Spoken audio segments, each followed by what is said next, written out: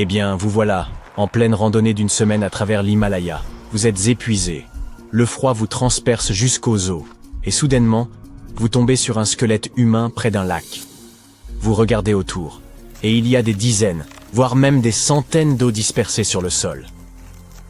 Devine quoi? Cela s'est réellement produit en 1942 avec un agent forestier indien. Depuis cette découverte saisissante, les chercheurs essaient de comprendre comment autant de personnes ont perdu la vie dans un endroit aussi reculé et isolé. Alors, que s'est-il passé là-haut? Nous parlons de Rupkund, un lac situé à plus de 5020 mètres d'altitude dans l'Himalaya. Mais il n'est pas seulement connu sous ce nom. Les gens l'appellent aussi le lac mystère, ou de façon encore plus étrange, le lac des squelettes. Cet endroit est isolé, vraiment isolé. Ce n'est pas seulement parce qu'il est incroyablement haut perché, mais aussi parce qu'il est entouré de montagnes couvertes de neige. Si vous prévoyez d'y aller, assurez-vous d'avoir de bonnes chaussures de randonnée. C'est une randonnée d'une semaine couvrant plus de 50 km de terrain difficile et escarpé. En chemin, vous traverserez toutes sortes de paysages exigeants. Des forêts de chênes couvertes de mousse, des champs brumeux à l'atmosphère étrange, et tout en haut, la neige. Le point culminant de la randonnée est une crête en forme de couteau appelée Junargali. Juste en dessous de cette crête se trouve Rupkund. Plus vous vous rapprochez du lac, plus l'atmosphère semble sombre. Et sur le sol, vous pouvez trouver des squelettes humains éparpillés, appartenant à plus de 300 personnes. Avec eux, il y avait des objets comme des artefacts en bois, des chaussons en cuir et des bagues. Donc, quelque chose de vraiment macabre s'est passé là-bas. Mais quoi? Eh bien, nous avons 3 principales théories. Théorie numéro 1, la légende locale. D'après l'histoire, il y a longtemps, un roi nommé Raja Jasdaval entreprit un pèlerinage au cœur de l'Himalaya pour atteindre un temple de montagne sacré. Il emmena sa reine enceinte, Rani Balampa, accompagnée d'un groupe de serviteurs, de danseurs et d'autres personnes. Alors qu'ils se trouvaient dans les montagnes, une tempête de grêle massive a frappé, où, selon la légende, une divinité en colère a commencé à lancer des boules de fer du ciel. Quoi qu'il en soit, la tempête a été brutale et ils n'avaient nulle part où se réfugier. Au final, ils ont tous perdu la vie près du lac. Théorie numéro 2, une voie d'évasion. Certains disent que les restes appartiennent à des soldats indiens qui ont tenté d'envahir un territoire étranger en 1841, mais ils ont été vaincus. Plus de 70 d'entre eux ont été contraints de rentrer chez eux à travers l'Himalaya, et ils ont rencontré une fin tragique en cours de route.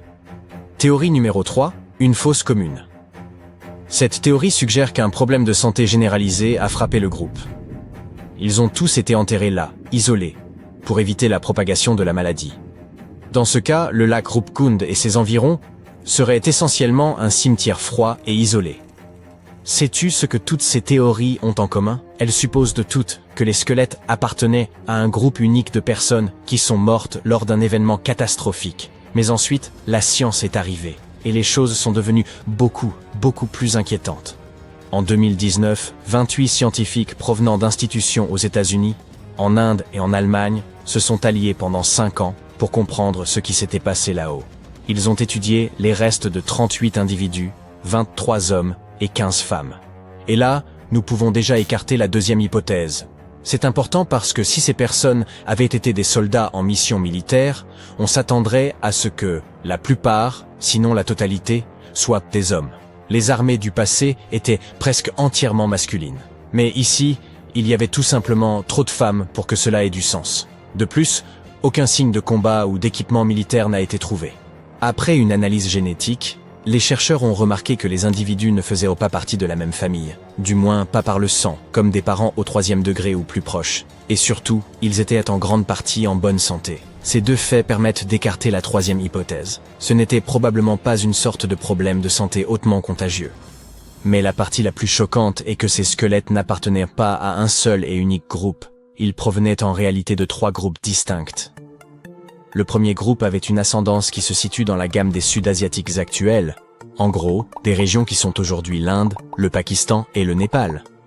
Le deuxième groupe avait une ascendance typique de la Méditerranée orientale, tout comme les personnes de la Grèce actuelle, ou plus spécifiquement, de Crète. Et ils ont également identifié un individu avec une ascendance liée à l'Asie du Sud-Est. La datation montre également que ces vestiges n'ont pas été déposés au même moment. En d'autres termes, les groupes 1 et 2 n'ont pas vécu à la même période. Leurs décès se sont en réalité étalés sur une période allant jusqu'à 1 millier d'années. Oh, génial.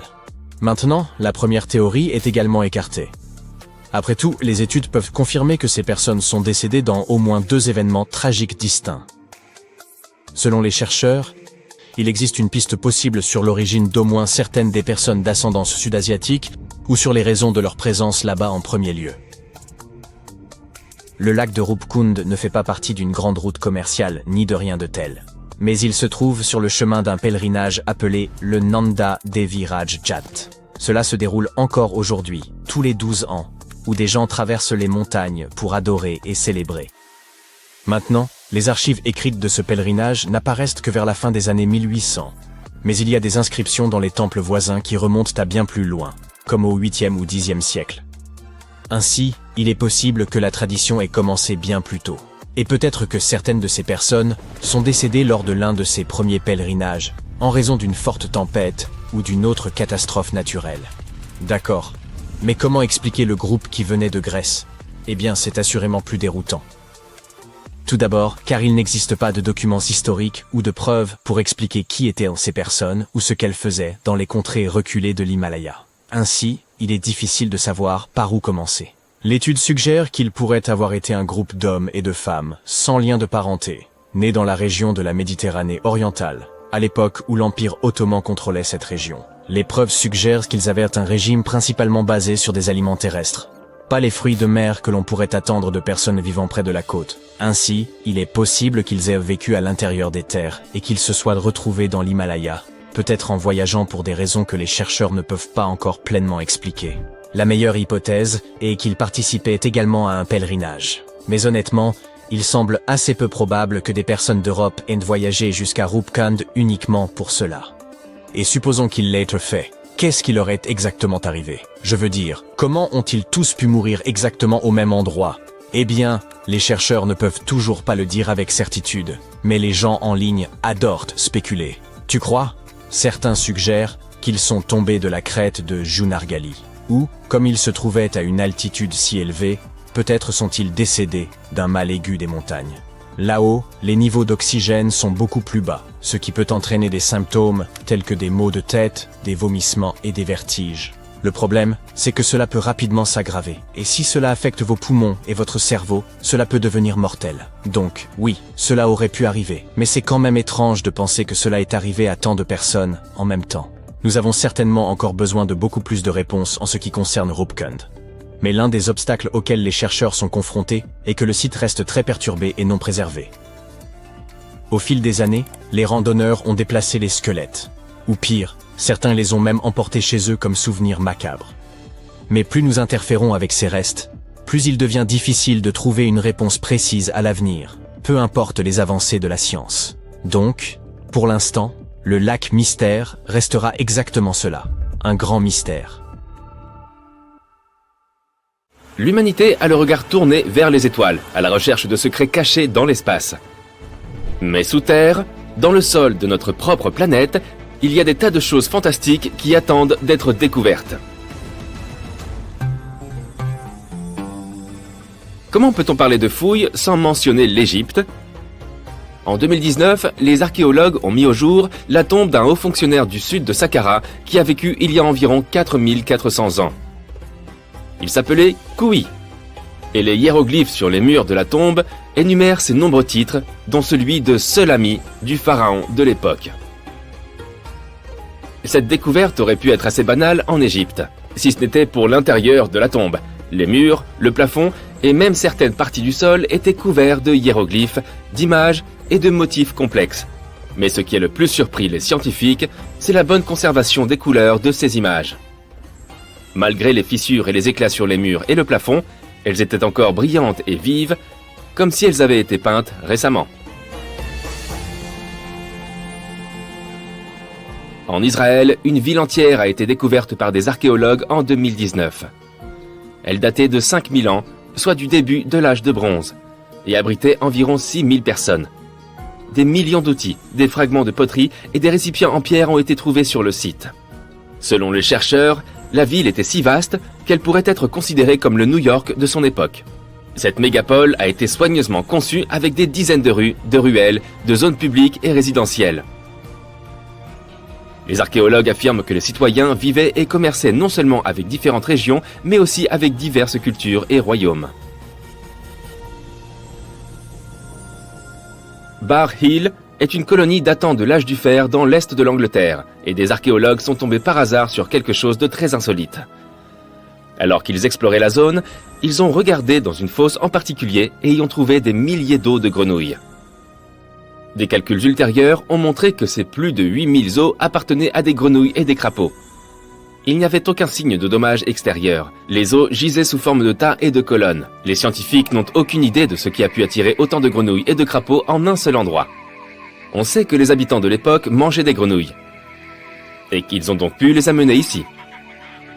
Selon d'autres versions, les grenouilles seraient venues en raison des grandes quantités d'insectes qui se nourrissaient des cultures.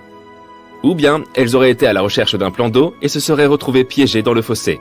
Pour l'instant, le mystère des grenouilles reste entier. Moins mystérieuse qu'amusante, une insulte vieille de près de 1800 ans a été trouvée gravée dans la pierre, près du mur d'Adrien en Angleterre. Un ancien fort romain situé juste au sud du mur contenait de nombreuses tablettes écrites. Mais celle-ci était particulièrement curieuse en raison de son contenu. La pierre mentionne un certain Secundinus et dit des choses assez désagréables à son sujet. En fait, il s'agit de l'un des plus anciens graffitis sur pierre jamais découverts, qui indique que les Romains avaient bel et bien des querelles entre eux. Un éleveur du Wyoming, situé à proximité de la ville de Newcastle, vaquait à ses occupations lorsqu'il est soudain tombé sur un os bizarre qui dépassait du sol. En le déterrant soigneusement, il s'est rendu compte que l'os appartenait à une énorme créature.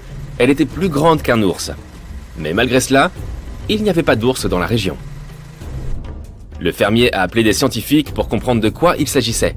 Lorsqu'ils ont fouillé les pièces, ils ont découvert 3 squelettes de dinosaures. De Triceratops, pour être précis. Les chercheurs ont été stupéfaits par cette découverte pour 2 raisons. D'abord, les squelettes étaient étonnamment complets.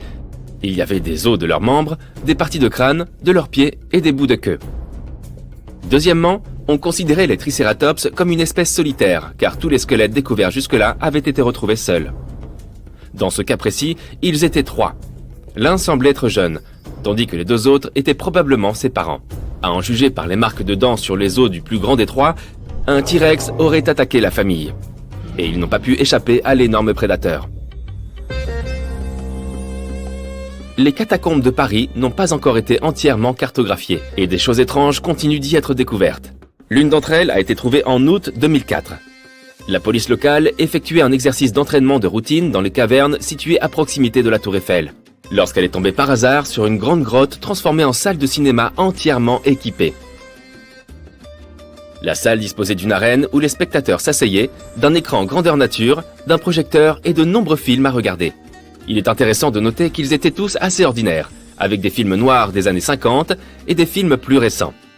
Il y avait également une deuxième caverne, plus petite, à côté de la première, qui était utilisée comme restaurant. Quelqu'un avait installé un système électrique et au moins 3 lignes téléphoniques dans ce cinéma souterrain. Mais le plus inquiétant s'est produit lorsque les agents sont retournés sur le site 3 jours plus tard, pour approfondir l'enquête. Ils ont découvert que tous les câbles électriques et toutes les lignes téléphoniques avaient été coupés, et qu'une mystérieuse note manuscrite gisait au sol qui disait « N'essayez pas de nous retrouver ». Personne ne sait encore qui a construit ce cinéma souterrain, ni pourquoi. En 1948, un premier rapport fait état d'un curieux mur de 150 km de long construit en Jordanie. On ne sait pas encore qui l'aurait construit, ni quand, ni pourquoi. Son but n'était pas de servir de défense. Il était trop bas et trop peu épais pour pouvoir protéger quoi que ce soit de quiconque. Aujourd'hui, il n'en reste plus que des ruines, bien sûr, mais à l'époque, il était encore tout neuf. Il mesurait environ 1 mètre de haut et 1 demi-mètre d'épaisseur. La théorie la plus populaire veut que cet étrange mur aurait pu servir de limite aux terres agricoles. Les chercheurs ont trouvé des traces d'anciennes terres agraires à l'ouest du mur. Cette frontière aurait pu protéger des chèvres affamées venues de l'Est avec des tribus nomades. Pendant que nous sommes en Jordanie, il y a un autre mystère ici. Des cercles de pierre qui datent de 2000 ans. Ils sont assez grands, avec un diamètre d'environ 400 mètres ou plus. Jusqu'à présent, les scientifiques ont découvert 11 de ces grands cercles. Oui, c'est leur nom officiel. Pourtant, ils ne font que quelques mètres de haut, ce qui les rend tout aussi mystérieux. À l'origine, les chercheurs pensaient qu'il s'agissait d'immenses enclos pour les animaux. Mais il n'y a aucune ouverture entre les pierres qui composent les cercles pour laisser entrer ou sortir les gens ou le bétail. Actuellement, personne ne sait qui a construit ces structures anciennes, ni pourquoi. Les archéologues de Glasgow ont déterré une dalle de pierre vieille de 5000 ans en 2016, avant de l'enterrer à nouveau. La dalle est connue sous le nom de pierre de Cocknow et les habitants de la région la connaissent depuis le 19e siècle. La pierre est grande et plate, mesure 13 mètres sur 8 et possède des décorations en forme de spirale qui ont été découvertes sur de nombreux autres sites préhistoriques à travers le monde. La pierre a été entièrement déterrée pour la première fois en 1887, mais au cours des décennies suivantes, elle a été recouverte de graffitis par des inconnus. Pour éviter de nouveaux dégâts, un groupe d'archéologues l'a de nouveau enterrée en 1965. Puis en 2016, un autre groupe de chercheurs a de nouveau déterré la pierre de Cocknow, afin de répertorier l'œuvre d'art à l'aide de techniques modernes de photographie et d'analyse. Tu as déjà entendu parler de Stonehenge? Mais qu'en est-il du Superhenge? En 2015, des archéologues n'en ont pas cru leurs yeux lorsqu'ils ont découvert tout un ensemble de monolithes de pierre à quelques kilomètres de Stonehenge. Ils se tenaient autrefois debout, mais il y a environ 4500 ans, le vent et l'érosion du sol ont dû les faire tomber. C'est pourquoi personne ne les avait découverts auparavant. Leur fonction reste inconnue, mais les scientifiques ont quelques théories. Il pourrait s'agir d'un monument néolithique géant ou d'une arène en forme de C qui menait à une rivière voisine, l'Avon. Des sources et une vallée complètent ce tableau. Le Superhenge a donc pu servir de décoration, ou même faire partie d'une structure plus grande combinée au Stonehenge, située non loin de là. Ce spécimen singulier avait à peu près la taille d'un husky et aurait pu être pris pour tel s'il n'était pas totalement dépourvu de fourrure et s'il ne s'agissait pas d'un redoutable prédateur doté de longues canines acérées. Charmant. Voici le plus ancien animal à dents de sabre jamais identifié. Il arpentait la surface de la Terre bien avant l'apparition des dinosaures. Les chercheurs ont pu établir sa description à partir de fossiles exhumés sur l'île espagnole de Majorque, en Méditerranée.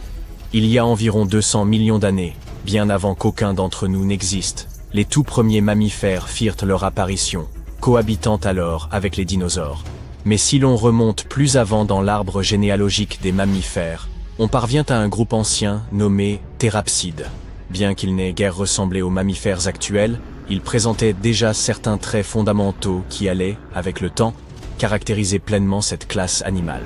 Les thérapsides, par exemple, présentaient des ouvertures particulières sur les côtés du crâne, destinées aux muscles de la mâchoire. Certaines parties de leur ossature mandibulaire allaient, avec le temps, se transformer en osselettes de l'oreille moyenne, présents chez tous les mammifères, vous inclus. La récente découverte pourrait bien correspondre aux plus anciens fossiles de thérapsides jamais identifiés. Ce spécimen, encore sans nom officiel, appartient au groupe des Gorgonopsiens. Ces créatures étaient plus étroitement apparentées aux mammifères qu'à tout autre être vivant actuel. Certaines avaient la taille d'un chat, d'autres rivalisaient avec les ours polaires. Les Gorgonopsiens possédaient divers types de dents, adaptés à des fonctions spécifiques, un trait typiquement mammalien. Mais à la différence des mammifères, ils renouvelèrent leurs dents en permanence, y compris leurs longues canines en forme de sabre. Cela pourrait s'avérer fort utile. Jusqu'à présent, les plus anciens fossiles de Gorgonopsiens connus dataient d'environ 265 millions d'années. Ce nouveau spécimen est encore plus ancien. Son âge est estimé entre 270 et 280 millions d'années. La découverte est particulièrement complète et bien conservée. Elle inclut ses crocs effilés, une partie de la mâchoire, des éléments de la colonne vertébrale, des côtes, des vertèbres caudales, des phalanges, ainsi qu'une grande partie d'un membre postérieur. Même si le crâne n'a pas été retrouvé en entier, les chercheurs estiment ce qu'il mesurait près de 18 cm. L'animal, quant à lui, devait atteindre la taille d'un chien de gabarit moyen à grand, avec un poids compris entre 30 et 40 kg. Pour autant, sa silhouette n'avait que peu à voir avec celle d'un chien. Malgré certains aspects évoquant les reptiles, le qualifier de chien-lézard serait inexact. Mammifères et reptiles partagent certes un ancêtre très ancien, remontant à environ 320 millions d'années, mais leurs lignées ont divergé depuis bien longtemps. À l'époque où cette créature foulait le sol, l'île de Majorque se trouvait au cœur du supercontinent Pangée. Ce territoire connaissait alors des alternances marquées de saisons extrêmement humides et très sèches. Les chercheurs se sont souvent demandé si les grandes étapes de l'évolution des mammifères avaient eu lieu dans de telles zones tropicales, mais les fossiles nécessaires à cette démonstration faisaient jusque-là défaut. Avec la mise au jour du plus ancien gorgonopsien connu à Majorque, les pièces manquantes de ce puzzle évolutif commencent à se rejoindre. Il semble que d'importantes étapes de l'évolution des mammifères aient pu se produire dans des régions tropicales peu explorées. Ce prétendu vide fossile tiendrait peut-être simplement au fait que les fouilles n'étaient pas menées aux bons endroits. Notre protagoniste du jour n'était pas le seul spécimen extraordinaire à avoir marqué l'histoire avant l'ère des dinosaures. Il y a plus de 500 millions d'années, des prédateurs étranges dominaient les océans. Parmi eux, Anomalocaris. Un nom particulièrement peu engageant, mais qui signifie simplement « crevette singulière ». Cette créature n'avait aucun équivalent parmi les espèces actuelles. Les chercheurs la considèrent comme le tout premier superprédateur, l'épaulard de son temps. Anomalocaris était imposante pour l'époque, atteignant jusqu'à 90 cm, de ses bras tranchants jusqu'à ses nageoires caudales. On pensait autrefois qu'elle se nourrissait de trilobites, mais des recherches récentes montrent qu'elle n'était pas assez puissante pour percer leur carapace. Il s'agissait plutôt d'une chasseresse vive et agile, dotée d'une vision remarquable, ciblant des proies molles qu'elle attrapait dans l'eau. Autre merveille de l'ère pré-dinosaure, un poisson capable de marcher sur la terre ferme. Un exploit tout à fait remarquable. Tiktaalik évoluait dans des rivières marécageuses, évoquant celles de l'Amazonie actuelle. Il pouvait atteindre 2,70 m, chassait dans les eaux douces comme un crocodile moderne, et possédait un cou mobile ainsi que des poumons primitifs, lui permettant de survivre aussi bien sur terre que dans l'eau. La raison pour laquelle des poissons comme Tiktaalik ont commencé à explorer la terre ferme, il y a environ 395 millions d'années, demeure obscure. À cette époque, le supercontinent de Gondwana se rapprochait lentement du futur continent nord-américain, formant de vastes zones marécageuses. Ces environnements, humides, peu profonds et proches de l'équateur, offrirent des conditions idéales à l'essor d'animaux amphibies, comme les crocodiles. La nourriture sur Terre était rare. Peut-être se sont-ils aventurés là pour des raisons de sécurité, trouvant moins de prédateurs et de meilleurs endroits pour pondre leurs œufs que dans l'eau. Ces créatures ont d'abord vécu en pleine mer, puis dans des eaux peu profondes, avant de coloniser les marais et les rives, pour enfin, après une lente transition, s'établir pleinement sur la terre ferme. Imaginez un mille-pattes géant, long de 2,5 mètres et pesant jusqu'à 50 kg. Arthropleura, qui vivait il y a plus de 300 millions d'années dans ce qui est aujourd'hui l'Angleterre. Durant la période du Carbonifère, l'atmosphère terrestre contenait plus de 26% d'oxygène, contre environ 21% à l'heure actuelle. Pendant longtemps, les chercheurs ont cru que ces niveaux élevés d'oxygène expliquaient l'imposante taille de ces animaux. Toutefois, une découverte fortuite a révélé un fossile datant d'une période où la teneur en oxygène était à peine supérieure à celle d'aujourd'hui. Cette trouvaille, mise au jour par la fracture opportune d'un rocher, fait partie des spécimens de mille-pattes géants les plus complets et imposants jamais découverts. Cette créature aurait pu habiter non seulement les zones marécageuses, mais également les forêts clairsemées, regorgeant de graines, de noix et peut-être même de petits animaux. Il est plausible qu'elle n'ait pas été un simple herbivore lent et laborieux, mais un prédateur agile et opportuniste, capturant toute proie à sa portée. Après avoir dominé la Terre pendant environ 45 millions d'années, ces mille-pattes géants ont fini par disparaître, probablement chassés par les reptiles, qui ont ainsi préparé le terrain pour l'avènement des dinosaures. Si vous vous êtes déjà demandé ce qui résulterait du croisement entre un ours polaire et un tigre à dents de sabre, voici la réponse. Inostrancevia dominait les écosystèmes méridionaux après avoir migré sur plus de 11 000 km à travers la Pangée. Il y a environ 252 millions d'années. Sa peau, aussi résistante que celle d'un rhinocéros, et ses canines massives, parfaitement adaptées pour déchirer les chairs, en faisaient un redoutable coureur. Une fois installé dans ce qui est aujourd'hui l'Afrique du Sud, il supplantait une grande partie des prédateurs locaux. Cependant, sa suprématie fut de courte durée, car vers la fin de la période permienne, d'immenses éruptions volcaniques provoquèrent des changements climatiques profonds, entraînant la disparition d'environ 90% des espèces vivantes. Les grands prédateurs, caractérisés par leur croissance lente et leur rareté, sont souvent les premiers à succomber lors de telles extinctions massives. Et c'est ainsi que notre protagoniste disparut. Notre dernière créature du jour est une libellule géante qui vivait il y a environ 300 millions d'années. Avec une envergure excédant les 60 cm, 2 paires d'ailes, 6 longues pattes épineuses et d'énormes yeux globuleux, Meganeura est sans doute le plus grand insecte volant à avoir jamais existé, surpassant largement les libellules actuelles, qui sont ses lointaines parentes. À l'instar des libellules modernes, Meganeura fréquentait les espaces ouverts proches des étangs et ruisseaux à courant lent.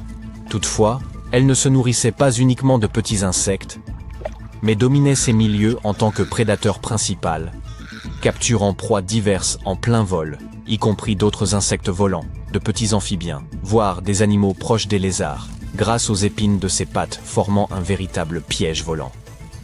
Les premiers fossiles de Meganeura furent découverts en France en 1880 dans des roches riches en charbon. Leur conservation remarquable permettait d'observer le dessin précis des nervures alaires. Les chercheurs estiment que cette taille exceptionnelle résultait de l'absence quasi totale de concurrence chez les vertébrés et d'un taux d'oxygène atmosphérique bien supérieur à celui d'aujourd'hui durant le Carbonifère. Au fil du temps, les archéologues ont mis au jour une foule de trésors sur les pierres runiques. Malédictions, poèmes, formules magiques protectrices, et même des querelles d'héritage. Pourtant, un artefact norrois récemment exhumé, nommé pierre de Svingerud, ne porte qu'un seul mot. Cela peut sembler bien fade, mais détrompez-vous, il s'agirait peut-être de la plus ancienne pierre runique jamais découverte. Près de 2 millénaires d'existence, et ce n'est pas tout. Les fouilles se poursuivent, et selon ce que l'on découvrira ensuite, elles pourraient révéler des secrets et éclairer le véritable sens de ces mystérieuses runes magiques. Voyons à présent jusqu'où l'on peut réécrire l'histoire connue avec un simple mot gravé dans la pierre. Il y a fort longtemps, durant les premiers siècles de notre ère, les Scandinaves croisèrent la route des Romains. Ils échangèrent des biens comme le verre ou l'argent, et peu à peu, les coutumes romaines, y compris l'usage de l'écrit, s'implantèrent au nord. Les peuples nordiques, séduits par l'alphabet romain, désiraient néanmoins disposer de leurs propres signes. C'est ainsi qu'ils mirent au point un système original de caractères, qu'ils baptisèrent runes. Près de 20 siècles plus tard, en 2021, des archéologues exploraient un site funéraire de l'âge du fer aux abords du village de Svingerud, à l'est de la Norvège. Parmi les sépultures à crémation, ils mirent au jour une dalle de grès rougeâtre destinée à devenir un élément central d'une découverte archéologique majeure de Norvège. D'une taille comparable à celle d'une table basse, la pierre mesure un peu plus de 30 cm de large. Elle fut exhumée aux côtés de restes calcinés et de charbon, éléments caractéristiques d'une ancienne tombe cinéraire. Les runes qu'elle porte, gravées de manière grossière et peu profonde, semblent avoir été tracées à l'aide d'un objet pointu, tel un couteau ou une aiguille. Les pierres runiques ne sont pas rares, et les archéologues ont souvent l'occasion d'en mettre au jour, en particulier dans cette région. Toutefois, les analyses indiquent que tant le site funéraire que les inscriptions gravées sur la pierre remontent probablement à une période comprise entre le 1er et le 3e siècle. Cela nous situe bien avant l'ère viking, officiellement amorcée aux environs de l'an 800, ce qui en fait l'un des plus anciens témoignages fiables de l'écriture scandinave. À première vue, ces gravures évoquent soit des symboles mystiques destinés à solliciter l'aide des divinités nordiques, soit de simples entailles désordonnées tracées par un homme furieux frappant la pierre. Pourtant, il s'agit bien de lettres authentiques, maladroites, certes, mais volontaires. Ce système d'écriture ancestrale était utilisé par les tribus germaniques établies en Europe du Nord. On le retrouvait gravé sur du bois, des os ou de la pierre.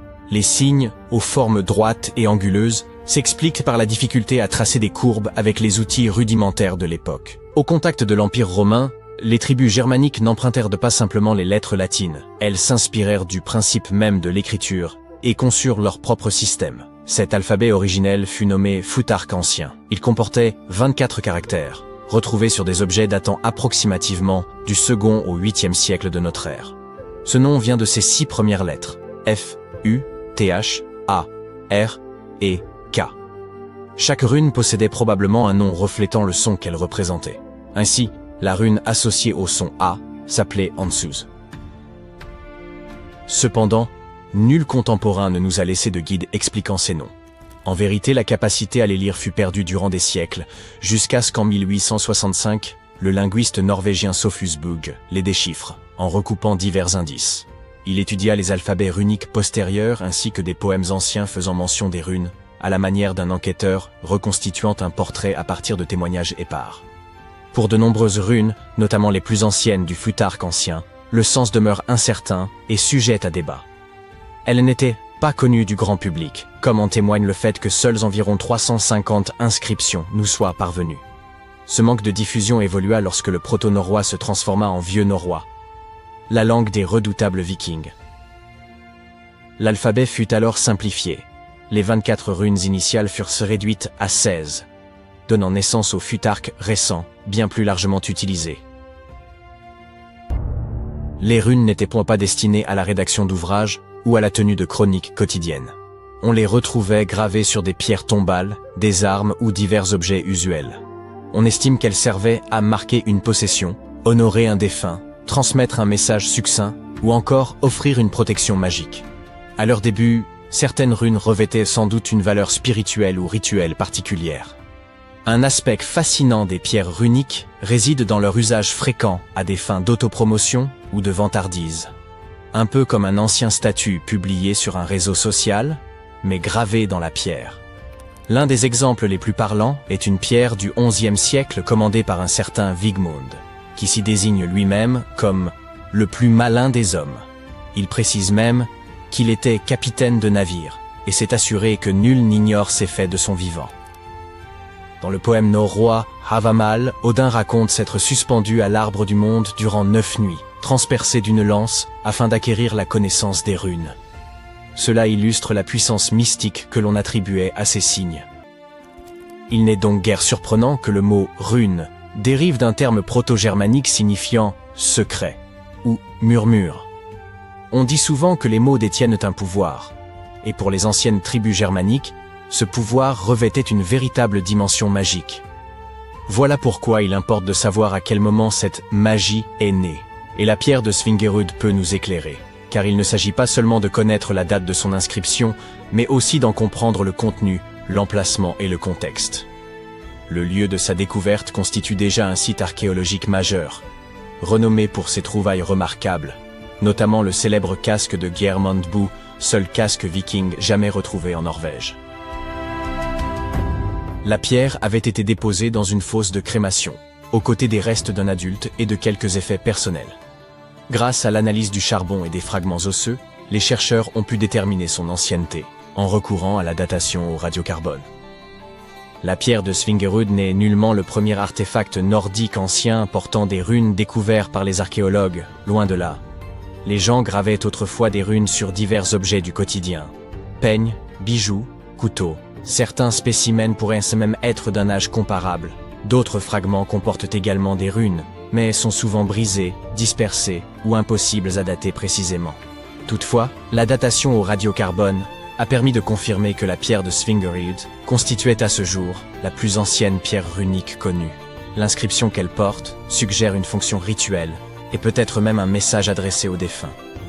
L'inscription est brève, un seul mot, Idiberög. Son sens exact demeure inconnu. La portion la plus lisible mentionne Idibera, et la majorité des spécialistes estiment qu'il s'agit vraisemblablement d'un nom propre. Peut-être une forme génitive, signifiant d'Idibera ou appartenant à Idibera. Il pourrait donc s'agir du nom de la personne ensevelie ou de celui d'une figure honorée. Il est fort probable qu'il s'agisse d'un prénom féminin, ce qui ferait d'Idibera la première femme connue à avoir été associée à l'écriture runique. Les chercheurs estiment aujourd'hui que la pierre de Svingerud appartenait à un monument plus grand. Ils ont mis au jour plus d'une douzaine de fragments de grès éparpillés parmi plusieurs tombes du site. Une fois assemblés en laboratoire, ces morceaux s'imbriquaient parfaitement, comme un puzzle, ce qui suggère qu'ils provenaient tous d'une même pierre dressée. Le fragment principal, comportant l'inscription, fut découvert dans une sépulture, tandis que d'autres pièces similaires reposaient dans des fosses de crémation voisines. Les archéologues pensent que la pierre fut brisée, puis réutilisée dans le cadre d'un rituel, peut-être dans le but de relier symboliquement différentes personnes ou générations inhumées sur place. Au lieu de signaler une seule sépulture, Elle aurait d'abord servi de mémorial, avant d'être redistribuée dans d'autres tombes comme geste rituel. Certains avancent même que ces runes auraient été gravées par des individus distincts à différentes époques. Modeste en apparence, la pierre de Svingerud n'en demeure pas moins un jalon essentiel. Étant la plus ancienne pierre runique connue dans un contexte archéologique sécurisé, elle pourrait éclairer les origines mêmes de l'écriture dans le nord de l'Europe. Cette découverte norvégienne montre que les runes étaient déjà associées au rituel, à la mémoire, et peut-être aussi aux femmes. Et si elles ne constituent qu'un fragment d'un monument plus vaste, alors ce que nous en connaissons n'est qu'un aperçu. De tels artefacts redéfinissent notre compréhension de la période pré-viking, et avec un peu de chance, d'autres pierres suivront, peut-être même l'œuvre d'une autre femme graveuse de runes. Pendant plus de 3000 ans, personne n'a su que cet endroit existait. Et puis, tout d'un coup, des archéologues qui faisaient des fouilles près d'Alexandrie ont découvert quelque chose de vraiment surprenant. Une ville égyptienne oubliée. Ce lieu est enseveli sous des ruines grecques et cache des secrets qui pourraient réécrire l'histoire des pharaons et de leurs armées. L'un des artefacts retrouvés, qui ressemble à une simple cruche à vin, a déjà tout bouleversé. Nous pensions tout connaître de ce qui avait de l'importance sur la carte de l'Égypte ancienne. Pyramides, Thèbes, Luxor, Alexandrie. Mais non, cette carte vient d'être mise à jour. Cette nouvelle ville était un lieu majeur et date d'il y a environ 3400 ans. On vient de la découvrir sur un site appelé Kom El Nugus. Cet endroit est situé à l'ouest d'Alexandrie et se trouve entre la Méditerranée et un lac d'eau salée qui porte le nom de lac Mariout. Cette découverte a fait se foncer quelques sourcils. Les scientifiques pensaient que cet endroit était autrefois vide et qu'il n'avait été habité que par les Grecs vers 332 avant notre ère. Mais il s'avère que des gens vivaient à Kom El Nugus bien avant cela. Alors que les archéologues fouillaient ces ruines grecques, ils ont remarqué quelque chose d'inattendu. Des murs en briques crues. Oui, vous savez, comme pour les pyramides. Le genre de choses que les Égyptiens construisaient à l'époque du Nouvel Empire. Ces briques de terre crue sont faites de boue, d'argile, de sable et de paille. Ces ingrédients étaient mélangés avec de l'eau et séchés au soleil, pas cuits. Les Égyptiens les ont utilisés pendant des milliers d'années pour construire des maisons, des temples, des palais. Et oui, les pyramides. Bien sûr, d'autres civilisations ont également utilisé les briques de terre crue, mais celles dont se servaient les Égyptiens ont quelque chose de particulier. Ils utilisaient la paille qui poussait dans leur région, différents styles de disposition et de mortier. C'est ce qui a permis aux experts de comprendre que les Égyptiens étaient présents à Kom El Nugus. Ce seul fait a surpris la communauté scientifique. Mais ensuite, ils ont trouvé d'autres choses. Toute une rue, des structures enterrées, et même un temple construit par Ramsès le Grand lui-même. Son nom parle de lui-même. Ce gars fut l'un des pharaons les plus célèbres de toute l'histoire du royaume. Il a régné sur l'Égypte ancienne pendant 66 ans, a mené de grandes batailles, et il adorait construire toutes sortes de choses, comme ce temple. Les gens l'aimaient tellement que les pharaons suivants ont littéralement prétendu être lui et ont inscrit son nom sur leur bâtiment. C'est alors que les archéologues ont compris qu'ils n'étaient pas en train d'examiner de simples briques dans un village. C'était toute une ville enfouie. Ils se sont immédiatement mis à creuser davantage. Et il s'est avéré que tout ça avait été finement planifié. Le lieu avait été construit avec beaucoup de soin. Les rues avaient des drains pour empêcher la pluie de venir détériorer les murs en briques crues. Il y avait aussi de petites chapelles funéraires avec des inscriptions dédiées aux soldats. Cela suggère que cet endroit était peut-être une base militaire. Et cela change énormément de choses. Dans l'Égypte ancienne, quand l'armée arrivait, c'était pour une raison. Alors, de quoi s'agissait-il? Protection, conquête, contrôle de quelque chose d'important. Dans le cas de cette ville, on pense que c'est le vin, l'eau et le commerce, à la lisière du désert, qui avaient fait marcher l'armée. Le plus fou, c'est que nous ne connaissons pas encore exactement l'ampleur de ce site. L'équipe n'en a découvert qu'une partie jusqu'à présent. Il pourrait y avoir des fortifications, des entrepôts, des bâtiments administratifs et plus de structures religieuses et royales sous toute cette terre. Nous ne savons pas non plus comment cette ville s'appelait dans les temps anciens. Son nom est encore enterré, mais on pourrait le découvrir un jour, peut-être à l'intérieur d'un mur, peut-être sur un parchemin, peut-être sur une autre cruche cassée. L'un de ces pichets s'est déjà avéré être une merveille fascinante. Un morceau de peau en céramique, appelé amphore, portait un sceau royal pressé dessus, et ce sceau portait le nom de Méritaton. La princesse Méritaton n'était pas n'importe qui. Elle était la fille aînée de la reine Néfertiti et une des sœurs aînées du roi Toutankhamon. Oui, c'est exact. Néfertiti et Toutankhamon ont bien leur place dans cette histoire. Tout cela s'est déroulé environ un siècle avant que Ramsès le Grand ne construise l'un de ses temples ici. Il semble que la ville ait été fondée à l'époque d'un autre pharaon, le pharaon Akhenaton, époux de la reine Néfertiti, père de la princesse Méritaton et du futur roi Toutankhamon. Ce gars, Akhenaton, était un peu imprévisible. C'était le genre de personne qui devient vraiment bizarre quand il s'agit de ses lubies. Il essaya de changer complètement la religion de l'Égypte, forçant tout le monde à adorer le disque solaire, Aton, au lieu des divinités habituelles.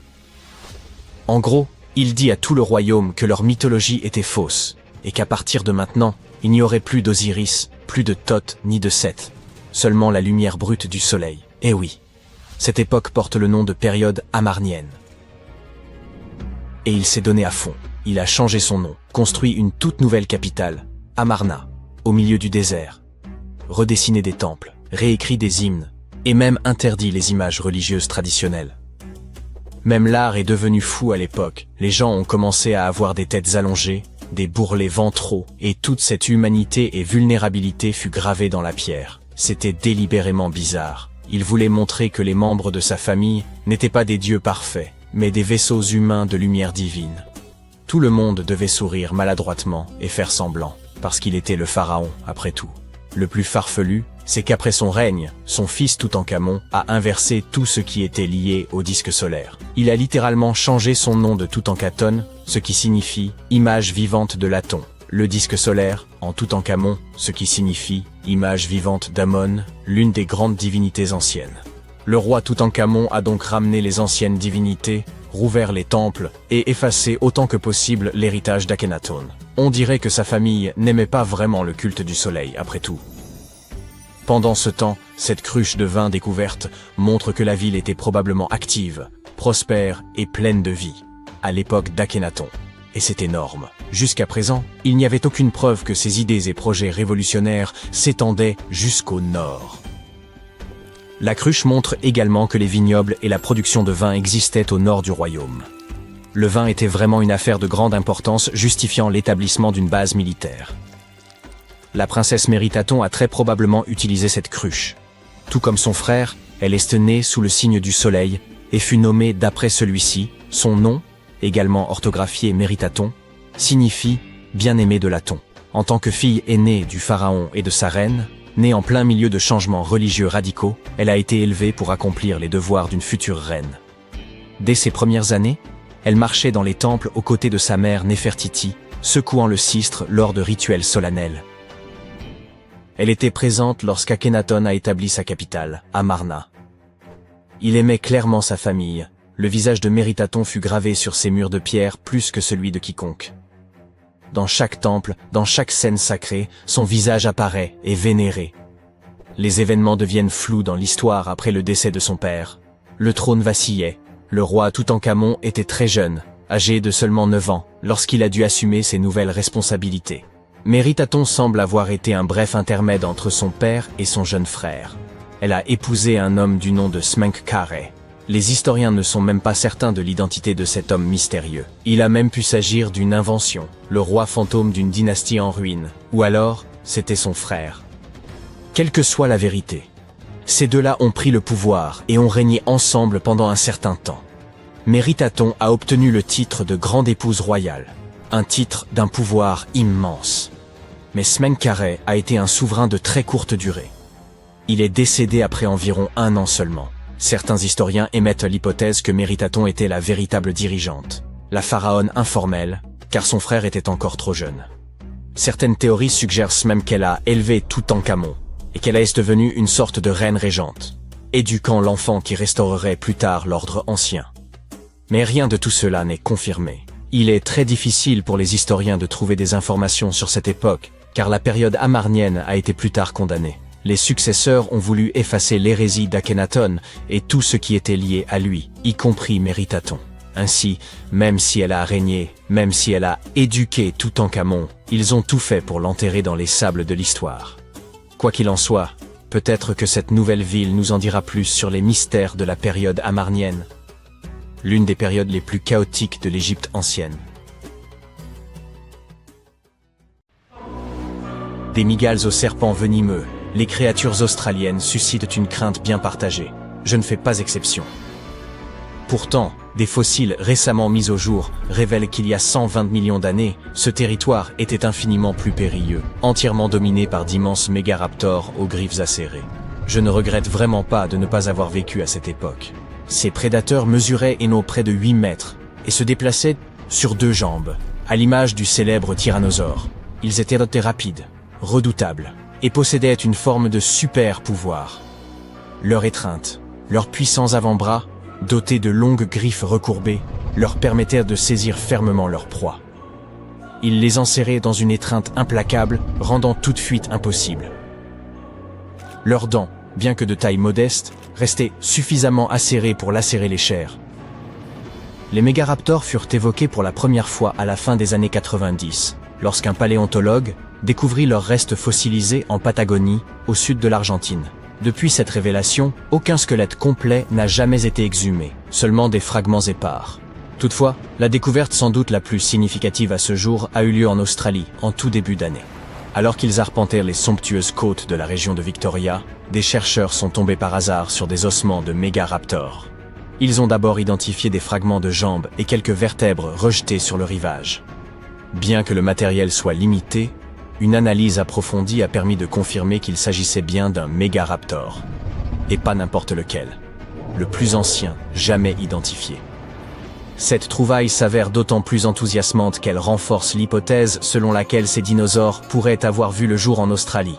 Cependant, leur présence sur ce continent n'est pas une révélation récente. Dès 2023, des scientifiques y avaient mis au jour le sommet d'un crâne ayant appartenu à un mégaraptor.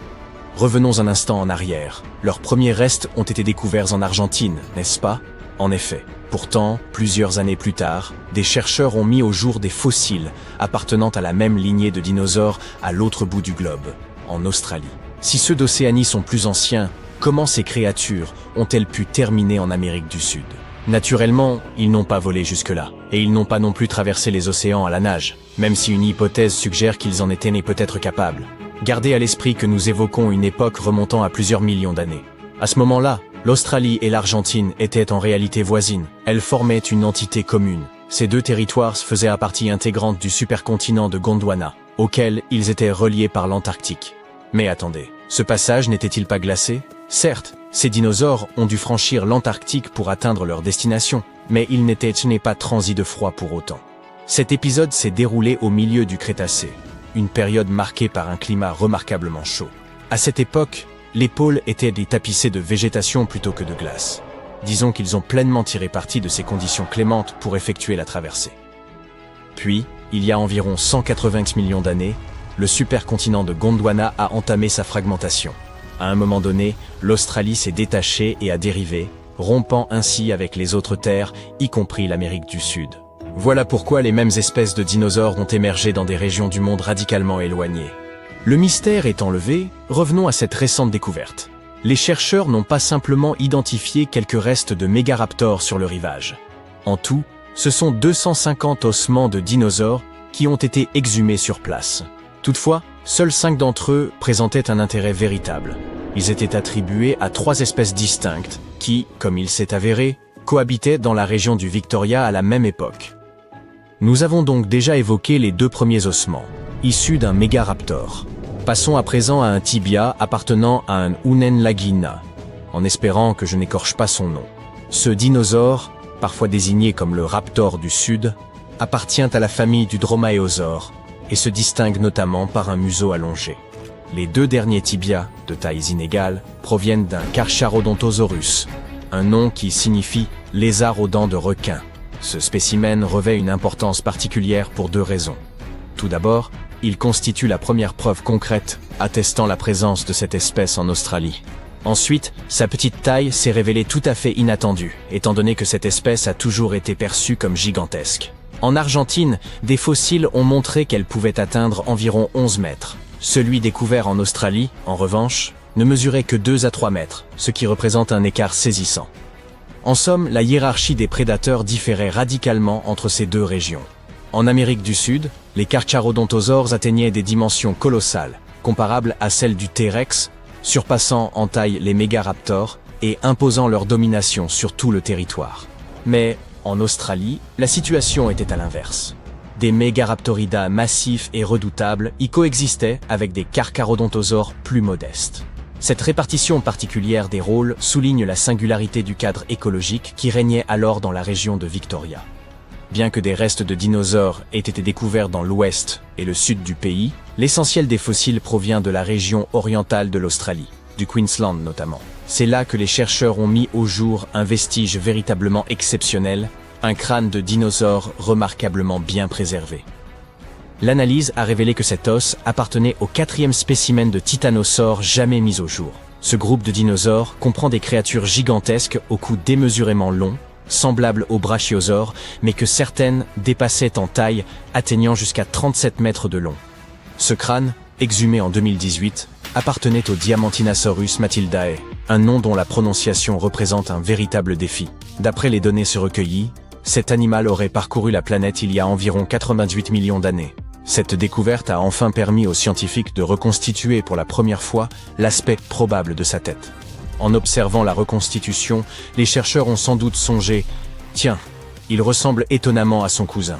Il faisait référence à une autre espèce de titanosaure, au nom tout aussi imprononçable, Sarmientosaurus musakioi. Et devinez où vivait cette créature? En Argentine, Pardi. L'étude renforce donc l'hypothèse selon laquelle des dinosaures auraient traversé entre l'Australie et l'Amérique du Sud durant le Crétacé moyen. Le Queensland ne livrait cependant pas là son seul mystère. En 2024, des paléontologues y ont découvert les vestiges fossilisés d'une espèce inédite de ptérosaures, vieille d'environ 100 millions d'années. Ces êtres furent les premiers vertébrés véritablement capables de voler. Ils coexistaient avec les dinosaures et comptèrent parmi les plus redoutables prédateurs aériens, avec des ailes pouvant atteindre 11 mètres d'envergure. Ces vestiges appartiennent toutefois à une espèce inédite du groupe des ptérosaures, que les chercheurs ont sobrement baptisé Halischia peterseni, un nom certes moins chantant qu'Hakuna Matata.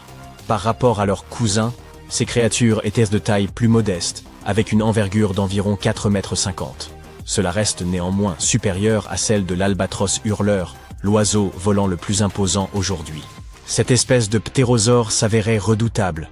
Elle planait au-dessus des mers à la recherche de proies. Dès qu'un animal était repéré, elle ouvrait ses mâchoires, grandes de 60 cm et garnies de dents acérées. Une fois cette trappe mortelle déclenchée, il ne semblait guère y avoir d'échappatoire. La dernière découverte remarquable que nous évoquons aujourd'hui provient elle aussi du Queensland. Pendant plus de 20 ans, une simple roche est restée exposée à la vue des élèves du lycée de Biloela, sans que personne ne devine qu'elle conservait en son sein 66 empreintes de dinosaures datant d'environ 200 millions d'années. Ces traces furent laissées par un groupe de dinosaures répondant au nom latin d'Anomoepus scambus. Il s'agissait d'animaux de petite taille, dotés de 3 orteils par patte. Tout porte à croire qu'ils étaient largement répandus dans la région du Queensland durant les premiers temps du Jurassique. Cette roche, découverte dans l'enceinte du lycée, agit à la manière d'un cliché fossilisé, offrant un précieux aperçu de ces dinosaures et de leur comportement. Une analyse approfondie a permis d'identifier les empreintes comme appartenant à 47 individus distincts. Ce groupe marchait vraisemblablement le long d'un cours d'eau, ou le traversait peut-être, au moment où leurs pas ont laissé leur empreinte dans l'argile blanche. Par ailleurs, les données de l'étude suggèrent qu'ils se déplaçaient alors à une allure inférieure. Lorsqu'on pense aux teintes les plus coûteuses, l'or, l'argent et la pourpre viennent sans doute à l'esprit. Pourtant, à l'époque de Pompéi, le bleu faisait l'objet de toutes les fascinations.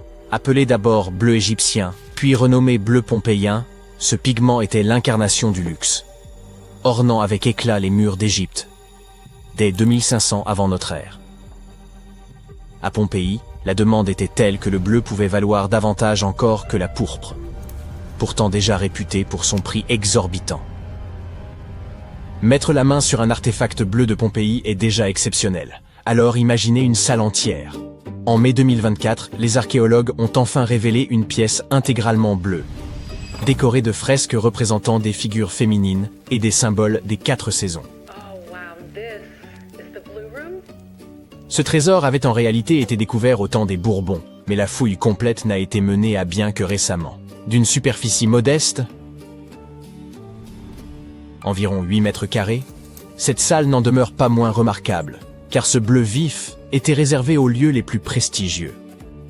Les chercheurs estiment qu'il s'agissait peut-être d'un sanctuaire destiné à des rituels ou à la conservation d'objets sacrés. On y a trouvé des cruches de bronze, des lampes, ainsi qu'une quinzaine d'amphores massives. Véritables ancêtres des Tupperware, ces amphores servaient à transporter des liquides tels que l'huile d'olive, diverses boissons ou le garum, une célèbre sauce de poisson fermentée dont les Romains raffolaient. Leur base effilée obligeait à les poser sur un support ou à les enfouir dans le sol, mais cette forme permettait un transport remarquablement efficace. Les archéologues ont également découvert des matériaux destinés à des travaux de rénovation, ainsi qu'une quantité étonnante de coquilles d'huîtres vides. On pourrait croire que la salle avait accueilli de somptueuses réceptions où l'on dégustait huîtres et amphores de vin. Mais il n'en est rien. Selon les experts, ces coquilles étaient broyées, afin d'être incorporées au plâtre et au mortier. La trouvaille suivante avait été exhumée il y a environ 20 ans, mais ce n'est qu'en 2024 que les chercheurs ont compris son importance. Ils avaient ici mis au jour le plus ancien fromage jamais retrouvé, âgé d'environ 3600 ans. Le précédent record appartenait à un fromage de 3200 ans, trouvé dans la tombe égyptienne d'un haut dignitaire du nom de Ptahmes. À l'époque, on avait trouvé des jarres brisées, contenant une masse solide et blanchâtre, et il fallut une enquête minutieuse pour confirmer qu'il s'agissait bien de fromage, et non d'une étrange expérience antique ratée. Revenons à ce fromage âgé de 3600 ans. Il ne reposait pas là comme une simple relique oubliée. Il faisait partie intégrante du rituel funéraire. On l'a découvert dans la tombe d'une jeune femme originaire du nord-ouest de la Chine, suspendue à son cou tel un pendentif insolite, une parure faite de lait figé. Quant à son goût, les spécialistes interrogés ont immédiatement décliné l'idée d'y goûter, leur refus étant sans appel. Personne donc n'a cherché à savoir s'il conservait une odeur piquante ou une saveur prononcée. Grâce aux technologies modernes, il est néanmoins possible d'en analyser la composition et d'identifier certaines traces aromatiques. Et même si l'on osait le goûter, il ne serait guère appétissant, car il est désormais dur comme la pierre. Les chercheurs ont déterminé qu'il s'agissait sans doute d'un fromage de kéfir, élaboré à partir de lait fermenté avec des grains de kéfir, associant lait de chèvre et de vache. Ironiquement, la défunte appartenait au peuple de Xiaohe, probablement intolérant au lactose. Cependant, malgré la rareté des ressources végétales, ce fromage de kéfir, très pauvre en lactose, leur restait parfaitement digeste. Vous souvenez-vous de l'époque où tout paraissait plus éclatant, l'herbe semblait plus verte, les gens plus aimables, et les arbres d'une majesté singulière? Bon, peut-être pas pour l'herbe ni pour les gens, mais pour les arbres, c'est autre chose. En 2024, des fossiles de plantes découverts au Nouveau-Brunswick, au Canada, ont provoqué l'étonnement du monde scientifique. On y a identifié Sanfordiacolis densifolia, un arbre vieux de plus de 350 millions d'années, doté d'un tronc orné de plus de 250 larges feuilles, dont certaines atteignaient 1,70 m. Plutôt qu'une couronne classique, sa silhouette évoquait celle d'un goupillon, posé sur un tronc mince de 16 cm à peine. On pourrait dire qu'il avait privilégié la croissance des feuilles, au détriment du tronc. Contrairement à la plupart des arbres anciens, souvent représentés comme de simples colonnes végétales, celui-ci se distingue nettement, rappelant à la fois les fougères et les palmiers, bien que ces derniers soient apparus plus tard. Les fossiles, admirablement conservés, reposaient dans un ancien lac de failles formées après un séisme. Si beaucoup y voient une curiosité, les savants y discernent un précieux indice pour reconstituer l'évolution de la Terre à travers les âges. Je l'admets, entre ces salles bleues, ce fromage antique et ces arbres préhistoriques, il y a de quoi douter de l'avenir. Pourtant, une découverte récente pourrait bien ranimer l'espoir. En 2024, des astronomes ont identifié une nouvelle planète potentiellement habitable, baptisée Gliese 12b. Un peu plus petite que la Terre mais plus grande que Vénus, elle gravite autour d'une paisible naine rouge, située à environ 40 années-lumière, dans la constellation des Poissons. Cette étoile ne représente que 27% de la taille du Soleil et dégage environ 60% de sa chaleur, plaçant ainsi Gliese 12b dans la fameuse zone habitable, où l'eau liquide pourrait exister, malgré son orbite rapide de 12,8 jours. Si elle est dépourvue d'atmosphère, sa surface atteindrait près de 42 degrés. De quoi convenir à ceux qui supportent sans peine les étés brûlants d'Occitanie.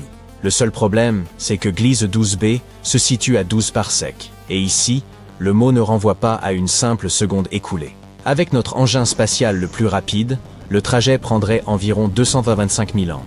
Pour donner une idée, si l'on estime une vie humaine à 100 ans, hypothèse déjà généreuse, il faudrait près de 2250 générations pour y parvenir. Malgré tout, il est réconfortant de savoir qu'une éventuelle planète de secours existe si la Terre devait tourner mal. Et même si nous ne la visiterons sans doute jamais, son observation par le télescope spatial James Webb pourrait aider à comprendre pourquoi notre monde est resté habitable, alors que Vénus, elle, ne l'est pas.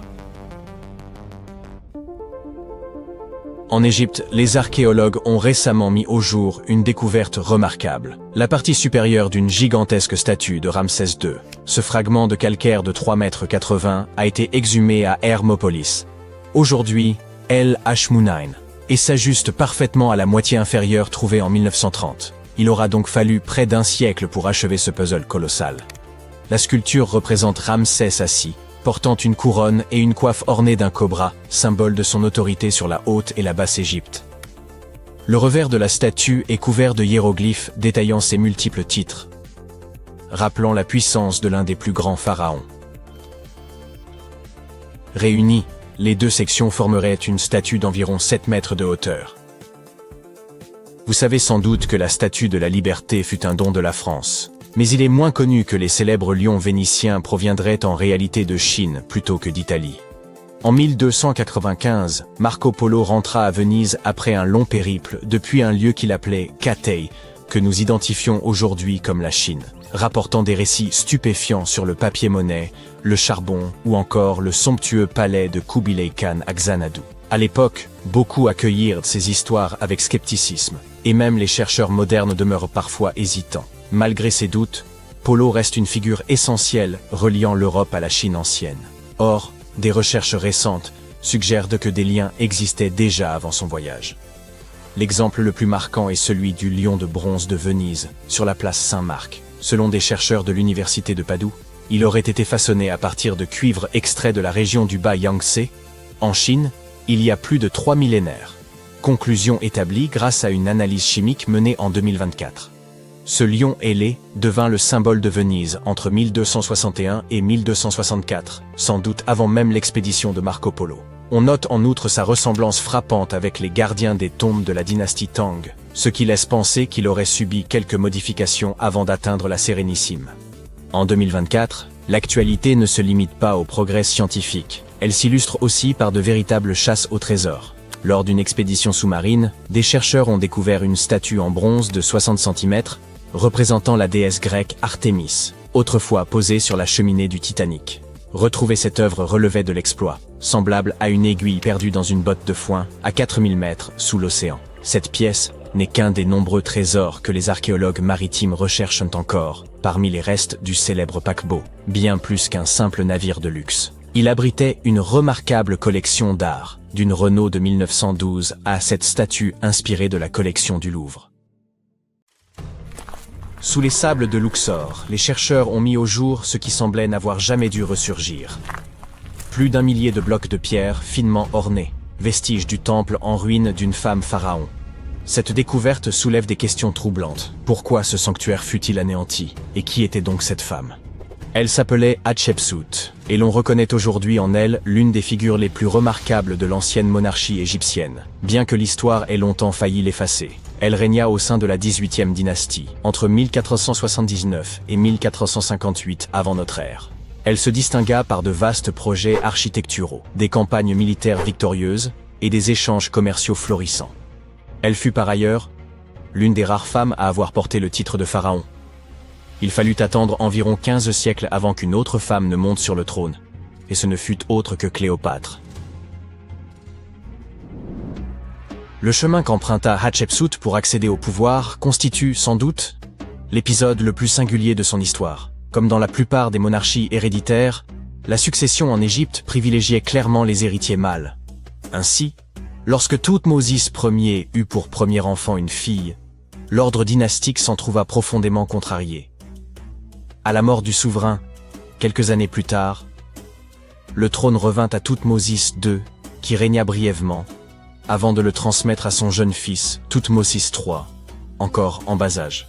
Hatshepsut se trouvait être la belle-mère du futur pharaon. Elle endossa donc naturellement le rôle de régente auprès de son beau-fils, trop jeune pour gouverner.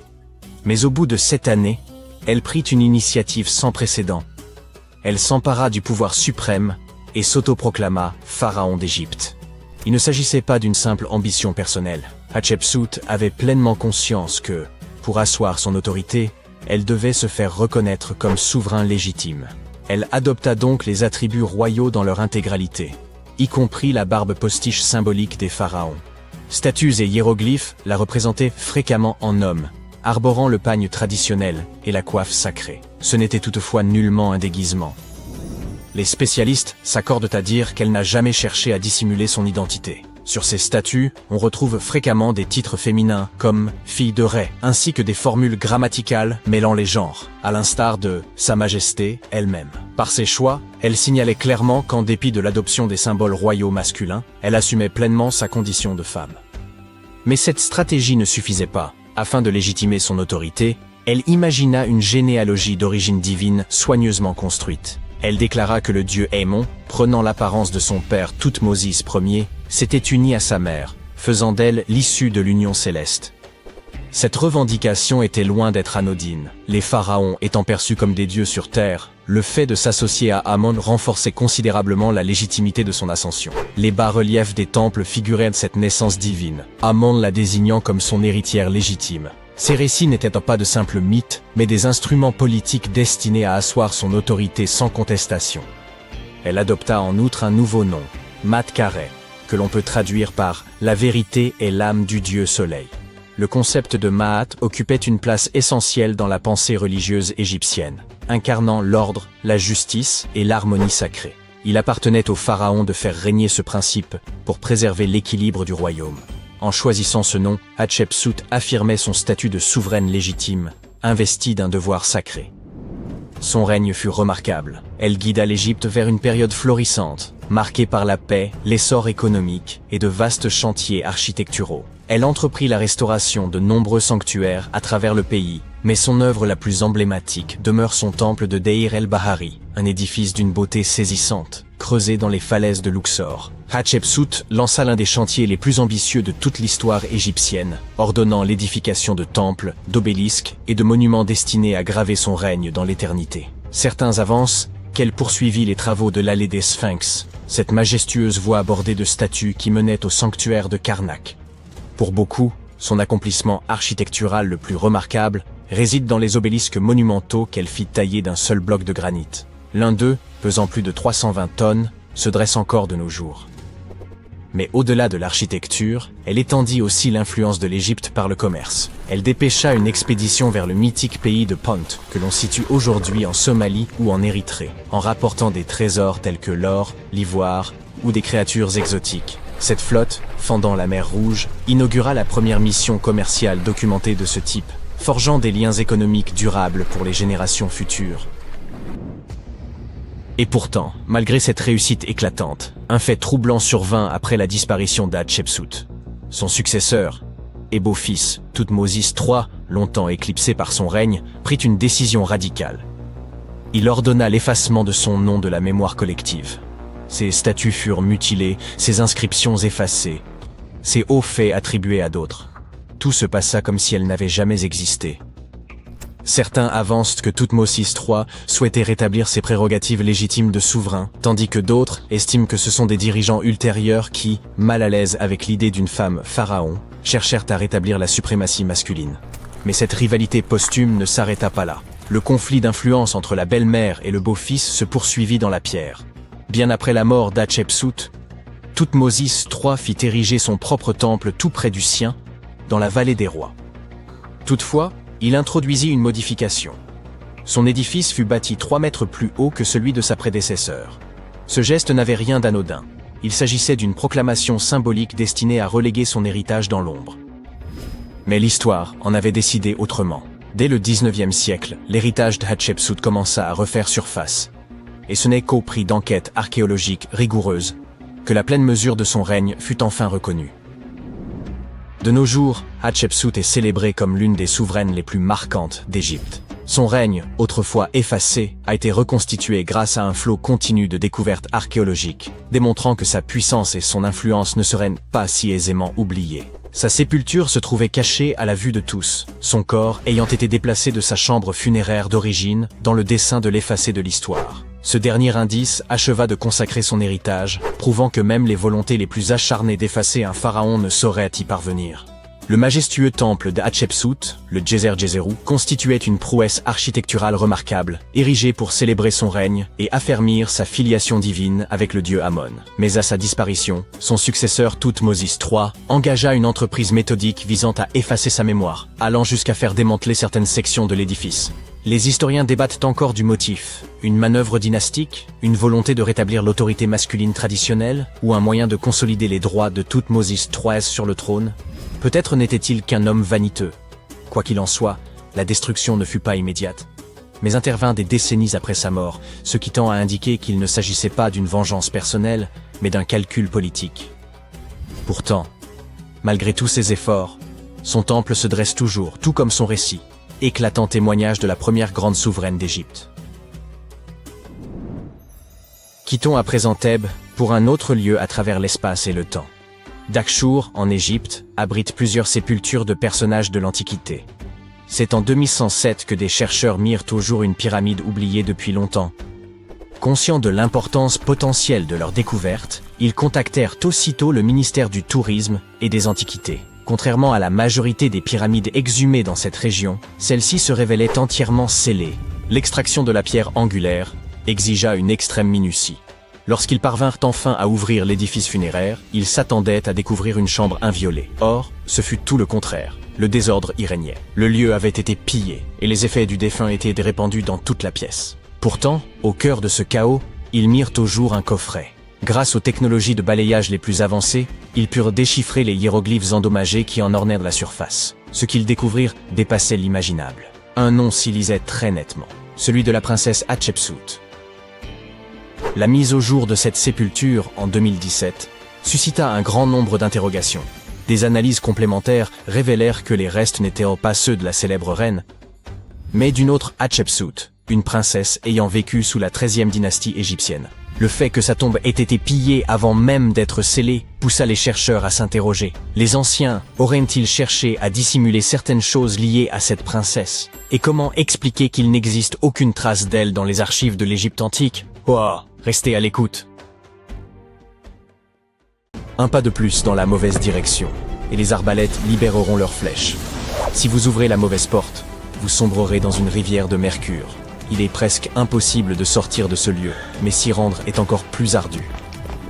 Non, ce n'est pas le décor d'un film d'aventure sur quelques chasseurs de trésors. Il s'agit d'un véritable tombeau gigantesque, truffé de pièges et de ruisseaux de mercure toxique. Et il n'est pas niché au cœur de la jungle amazonienne, ni sur une île inconnue. Ce tombeau se trouve au centre de la Chine, à proximité de la ville de Xi'an. Et savez-vous ce qui est le plus extraordinaire? Il a été édifié il y a plus de 2000 ans. Et encore aujourd'hui, au XXIe siècle, nous ignorons toujours comment y pénétrer. Commençons toutefois par le commencement.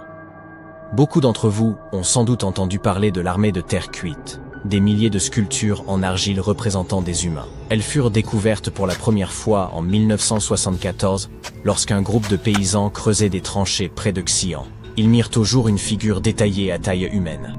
Et ce n'était qu'une parmi 1000. Chaque sculpture fut réalisée avec le plus grand réalisme, chacune possédant des détails qui lui étaient propres. Plus de 50 ans se sont écoulés, et les scientifiques poursuivent l'exhumation de ces sculptures. Leur nombre a désormais dépassé 8000. Mais quelle est leur fonction? Ces statues de terre cuite gardent, en quelque sorte, le tombeau de l'empereur Qin Shi Huang. Homme d'une influence considérable en Chine, il ne fut pas seulement enterré dans un simple mausolée. Ses serviteurs érigèrent un complexe funéraire de la taille d'une petite ville. Ainsi, si des milliers de gardes en argile protègent symboliquement le lieu, il est difficile d'imaginer ce qui se trouve au centre de ce tombeau ancien et colossal. Mais découvrons d'abord qui était Qin Shi Huang, avant de nous pencher sur ses pièges périlleux. Il était le premier fils du souverain du royaume de Qin. l'un des 6 royaumes qui existaient alors sur le territoire de la Chine moderne. En 259 avant notre ère, à sa naissance, ces 6 royaumes demeuraient indépendants et séparés les uns des autres. De plus, un violent conflit les opposait depuis plus de 2 siècles. Qin Shi Huang s'avéra pourtant l'homme capable de conquérir et d'unifier tous ces royaumes. Il devint bien plus qu'un simple roi. Il fut le premier empereur de Chine. Mais comment parvint-il à accomplir l'impossible? Les catastrophes naturelles, une stratégie habile, des tactiques ingénieuses et ses propres compétences lui permirent de soumettre les 6 royaumes. Les spécialistes discutent encore de certains détails de cette réussite. Tout ce que l'on peut affirmer, c'est que Qin Shi Huang était un empereur d'une grande sagesse et d'une intelligence remarquable. Il n'est donc guère surprenant que son sépulcre se révèle si immense. Il fut enseveli dans le plus vaste et luxueux complexe funéraire de toute l'histoire de la Chine. Cette étendue, de la taille d'une petite ville, recèle de nombreuses cavernes souterraines, abritant tout ce dont un empereur pourrait avoir besoin dans l'au-delà. Dans la Chine ancienne, tout comme en Égypte, on croyait que lorsqu'un empereur quittait ce monde, il pouvait emporter avec lui les biens enterrés à ses côtés. Malheureusement, cela pouvait parfois concerner des êtres humains. Qin Shi Huang, avec discernement et sagesse, choisit cependant de recourir à des statues d'argile. Mais ce qui est le plus remarquable, c'est que les architectes et les bâtisseurs de ce complexe l'ont rendu impénétrable. L'ensemble de la zone recèle d'innombrables secrets, artefacts historiques et objets d'une valeur inestimable. Au cœur de ce tombeau se dresse un somptueux palais abritant le corps de l'empereur. Imaginez combien de trésors y sont conservés. Tous étaient destinés à rester intacts et invisibles aux yeux des autres. Et il est fort probable que nous ne puissions jamais y accéder, du moins dans un avenir proche. L'ancien historien chinois, Sima Qian, évoqua ce tombeau environ un siècle après l'inhumation de l'empereur. Il écrivit que ce lieu recelait des pièges mortels, prêts à annihiler quiconque oserait pénétrer à l'intérieur. Les ingénieurs avaient installé des arbalètes chargées de flèches et répandu une immense quantité de mercure, simulant le cours des rivières. Bien sûr, cela remonte à 2000 ans, et les arbalètes ne fonctionnent probablement plus, mais le mercure, lui, demeure éternel. Métal toxique, brillant et fluide, il est fascinant à regarder, mais à ne jamais toucher. Même une minuscule goutte peut endommager votre corps. Inhalée ou ingérée, elle affecte les nerfs, le foie, les reins et provoque de nombreux autres symptômes. Et ce n'est qu'une goutte. Imaginez la dangerosité des rivières de cette substance. Qui peut savoir quelle quantité de mercure les bâtisseurs ont pu y déverser? Mais même si vous échappez à tous les pièges et évitez la rivière empoisonnée, le mercure peut encore vous nuire. Ces vapeurs traversent les fissures des murs, ce qui implique que l'ensemble du tombeau est probablement imprégné de ce métal. Et ce constat n'est pas une simple supposition. Les scientifiques ont mesuré le niveau de mercure sur le site de fouilles et l'ont trouvé bien supérieur à la normale. Pourquoi le mercure? Dans la Chine ancienne, il était perçu comme l'élixir de jouvence, la source de l'immortalité. D'après les archives, Qin Shi Huang prenait fréquemment des pilules contenant cet élément, ce qui pourrait expliquer que sa vie se soit achevée à l'âge de 49 ans. Dans tous les cas, les fouilles peuvent endommager les structures anciennes et les artefacts. Par exemple, les archéologues ont causé d'importants dégâts à la tombe de Toutankhamon lors de son exploration. On creuse le sol, et soudain l'entrée s'effondre, détruisant vases, parchemins, décorations intérieures et autres objets.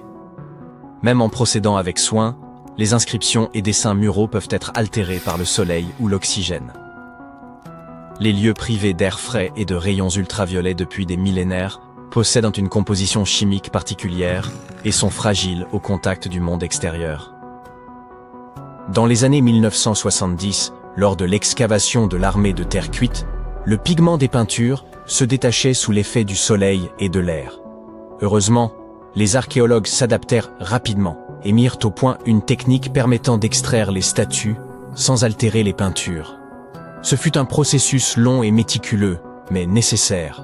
Et voici pourquoi. Selon des écrits anciens, l'empereur avait créé un royaume souterrain, avec un somptueux palais en son centre. Le plafond de ce palais était décoré de perles précieuses, simulant les étoiles dans le ciel nocturne. Et ce n'est que le plafond. Il est difficile d'imaginer la décoration des murs, du sol et du reste du tombeau. De plus, les scientifiques s'attendent à découvrir de nombreuses autres statues représentant les serviteurs de l'empereur. Ainsi, le tombeau de Saint Shehuang représente un véritable paradis pour archéologues et historiens. Pourtant, il faudra plus d'une génération avant de pouvoir extraire l'ensemble des trésors qu'il recèle. Certains experts estiment que l'exploration complète de ce vaste complexe pourrait s'étendre sur plusieurs siècles. Toutefois, les nouvelles technologies archéologiques sont susceptibles de tout transformer. Par exemple, les méthodes de recherche non invasives permettent d'observer le tombeau sans y pénétrer, grâce à des dispositifs spécialisés. Une autre approche consiste à utiliser les muons, produits subatomiques issus de la collision des rayons cosmiques avec les atomes de l'atmosphère terrestre, capables de traverser des objets solides comme le feraient des rayons X. Quant aux nanotechnologies, imaginez des millions de minuscules robots excavateurs s'engageant dans le tombeau, explorant et scannant méthodiquement chaque recoin, transmettant ensuite les informations à un ordinateur qui permet aux scientifiques de créer un modèle holographique fidèle du site. Tout cela paraît fascinant, mais pour être honnête, le charme de l'archéologie s'en trouve réduit. C'est une chose de déterrer soigneusement un artefact ancien de ses mains, de l'observer de près et de le nettoyer minutieusement après des siècles passés sous terre. Il en va tout autrement lorsque l'on se contente de scruter un écran d'ordinateur. Néanmoins, les technologies utilisant des muons ou des robots divers garantissent la sécurité des chercheurs. Il vaut infiniment mieux qu'un ordinateur tombe dans un piège que cela n'arrive à un archéologue. Peu de civilisations sont aussi énigmatiques que l'Égypte ancienne. Ce puissant empire dura plus de 3000 ans. Il nous légua des pyramides toujours debout et des mythes dont l'écho résonne encore. C'est l'un des lieux les plus étudiés au monde. Et pourtant, de nouvelles découvertes continuent de nous étonner. À Abydos, des archéologues ont récemment mis au jour une tombe royale vieille de 3600 ans. Elle est immense et ornée de hiéroglyphes dorés honorant les dieux. Mais le nom du pharaon, il a disparu. Qui était donc ce souverain et quel nouveau chapitre de l'histoire égyptienne cette énigme pourrait-elle révéler? S'il est un endroit en Égypte où la limite entre vie et mort semble presque s'effacer, c'est bien Abydos. Pour les anciens Égyptiens, ce territoire était sacré. Ils pensaient qu'il abritait la tombe d'Osiris, le dieu qui mourut, fut démembré, puis renaquit pour régner sur l'au-delà. Cette croyance fit d'Abydos le cœur spirituel du pays. Les pharaons y firent ériger des temples majestueux, notamment celui de Séti Ier, célèbre pour sa liste royale, où sont gravés les noms de 76 souverains. Des pèlerins venus de tout le royaume y déposèrent des offrandes et participaient aux fêtes d'Osiris, durant lesquelles sa mort et sa résurrection étaient rituellement rejouées. Ce n'était pas un culte purement symbolique, c'était une sorte de Japan Expo avant l'heure, où, au lieu d'imiter des héros, les fidèles incarnaient des dieux renaissants. Les pharaons rivalisaient d'ardeur pour reposer au plus près d'Osiris, transformant Abydos en un lieu à la fois funéraire, sacré et promesse d'éternité. Des millénaires plus tard, les environs d'Abydos continuent de livrer des merveilles. Ce fut le cas de la tombe récemment découverte. Au début de 2025, une équipe conjointe d'archéologues égyptiens et américains entreprit des fouilles sous une éminence rocheuse appelée la montagne d'Anubis. Vous vous souvenez d'Anubis? Le dieu à tête de chacal, gardien des nécropoles. À 7 mètres de profondeur, ils découvrirent une sépulture royale longtemps dissimulée. Hélas, malgré des siècles de secrets, les pillards en avaient depuis longtemps dérobé les trésors. Mais tout montrait qu'elle appartenait à une figure d'importance. Comme dans un vaste manoir vide dont on devine encore l'opulence de son ancien occupant. La chambre funéraire comportait des voûtes en briques crues, hautes de plus de 5 mètres, la taille d'une girafe femelle debout. Pour un édifice vieux de 36 siècles, l'ensemble demeurait prodigieux. Et pourtant, connaissant le génie architectural des anciens Égyptiens, rien ne saurait vraiment surprendre. Aucun trésor n'a été retrouvé, aucun masque d'or, et plus tragique encore, aucun nom. Le cartouche qui aurait dû révéler l'identité du roi était illisible. Or, les tombes égyptiennes affichaient presque toujours le nom de leur occupant. Dans l'Égypte antique, un cartouche n'était rien de moins qu'une large étiquette ovale entourant, en hiéroglyphes, le nom du souverain. C'était une sorte de laissez-passer royal valable, dans ce monde comme dans l'autre. Sans lui, l'âme ne pouvait franchir les portes de l'au-delà. Car pour les Égyptiens, le nom, le règne, ne servait pas seulement à distinguer un individu, mais constituait l'essence même de son être. Tant que son règne survivait, l'esprit demeurait vivant. Être oublié, c'était subir un sort pire que la mort. Une âme sans nom ne pouvait poursuivre son voyage éternel.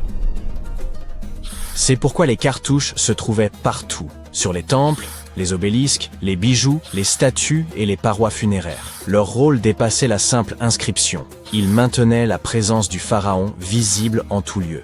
Imaginez bâtir une tombe monumentale pour que des visiteurs, 3600 ans plus tard, y pénètrent en se demandant « c'était qui déjà ?» Situation peu glorieuse, assurément. Voilà pourquoi il n'est pas absurde d'imaginer ce souverain anonyme hantant ses pilleurs à jamais.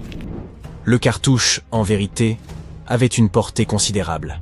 L'un des exemples les plus célèbres provient de la tombe de Thoutmôsis III. Sa chambre funéraire et son sarcophage étaient littéralement façonnés dans la forme d'un cartouche, faisant de l'ensemble un symbole architectural vivant de son nom. Heureusement, dans la tombe récemment découverte, tout n'avait pas disparu. À l'entrée, peints dans des reflets d'or, se tenaient deux gardiennes bien connues, les déesses Isis et Nephthys. Isis, magicienne, avait rassemblé les membres d'Osiris et lui avait rendu la vie. Nephthys, sa sœur, demeurait la pleureuse éternelle et la protectrice des morts. Ensemble, elles assuraient que quiconque reposerait ici ne traverserait pas seul l'au-delà. Un indice supplémentaire du prestige du pharaon inconnu. Mais qui pouvait-il être? Pour le découvrir, il faut remonter le fil du temps. Cette sépulture date d'une période troublée. La deuxième période intermédiaire, lorsque l'Égypte, morcelée, n'était plus dirigée par un seul souverain, mais scindée en plusieurs royaumes rivaux, chacun régnant sur son propre territoire. Une véritable version antique de Game of Thrones. Et au cœur même de ce tumulte s'élevait Abydos. Durant un temps, elle abrita sa propre lignée royale, connue sous le nom de dynastie d'Abydos. Ces souverains n'étaient pas les bâtisseurs de pyramides que tout le monde connaît. Et c'est précisément ce qui les rend si énigmatiques. Ils n'ont laissé derrière eux ni monuments majestueux, ni cités étendues, seulement quelques fragments de noms gravés sur des blocs ébréchés. Pendant des siècles, nombre d'égyptologues doutèrent de leur existence. Mais tout changea en 2014, lorsque les archéologues mirent au jour la tombe de Senebkhay, l'un de ces rois obscurs. Depuis, chaque élément connu à son sujet révèle qu'il eut une destinée singulière. Ses ossements portent 18 plaies profondes, caractéristiques des blessures reçues au combat. Son crâne, son dos et ses mains furent frappés, et il périt probablement en affrontant l'ennemi, devenant ainsi l'un des rares pharaons dont on sait qu'il mourut sur le champ de bataille. Sa sépulture, modeste et composée d'objets provenant de règnes antérieurs, contenait néanmoins une chose inestimable, la preuve de son existence. Avant Senebkhay, la dynastie d'Abydos n'était qu'une hypothèse. Grâce à lui, elle prit corps et réalité. C'est pourquoi la récente découverte pourrait être cruciale. La nouvelle tombe royale exhumée à Abydos adopte le même plan et le même style que celle de Senebkhay. Chambres en calcaire, voûtes de briques crues et divinité protectrice. Toutefois, elle se distingue par sa taille bien supérieure, ce qui suggère qu'elle appartint peut-être à un souverain d'Abydos plus ancien encore, et doté d'un pouvoir plus vaste. Quel qu'il fût, ce roi voulait que sa mémoire se perpétuât aux côtés de celle des plus grands. Ironie du sort, l'histoire elle-même semble avoir tenté de l'effacer. Peut-être que d'autres découvertes, à proximité de son tombeau, nous livreront davantage d'indices. Et, en effet, il y a plus. Et c'est plutôt fascinant. Non loin d'Abydos, dans le village de Banawit, les archéologues ont mis au jour un atelier de poterie remontant à l'époque romaine. Vous avez bien entendu, un atelier de poterie à 2 pas du tombeau d'un pharaon. Le site comportait d'immenses fours d'argile, des salles de stockage et de nombreux éclats brisés appelés ostraka. Ces tessons faisaient office de notes anciennes, à ceci près qu'au lieu de listes de courses, ils portèrent des reçus en grec et en démotique égyptien, de menus registres de transactions quotidiennes, des traces qu'on ne s'attendrait guère à trouver auprès d'un roi d'une dynastie oubliée. Ces potiers ont peut-être manqué une belle occasion. Au lieu de graver des reçus fastidieux, ils auraient mieux fait de vendre des tasses à l'effigie d'Osiris et des figurines d'Anubis pour les pèlerins et les voyageurs. Mais ce n'est pas tout. Il semble qu'après plusieurs siècles, durant l'ère médiévale, ce même sol soit devenu un cimetière. Les archéologues y ont découvert des tombes en briques crues, renfermant des squelettes humains. Cela laisse penser qu'Abydos garda son aura sacrée bien après l'époque des pharaons. Mais pourquoi cette colline, encore et toujours, serait-ce réellement une porte vers l'au-delà? Après tout, c'est ici même que l'on disait que reposait Osiris. Cette croyance, persistante comme une ombre, traversa les millénaires avec une force suffisante pour attirer aussi bien les rois antiques que les familles médiévales. Les rites changeaient, mais le sol demeurait sacré. Cela dit, rendons justice aux Romains. Ils n'étaient pas là pour vénérer Osiris, mais pour façonner des poteries. L'histoire d'Abydos est loin d'être close.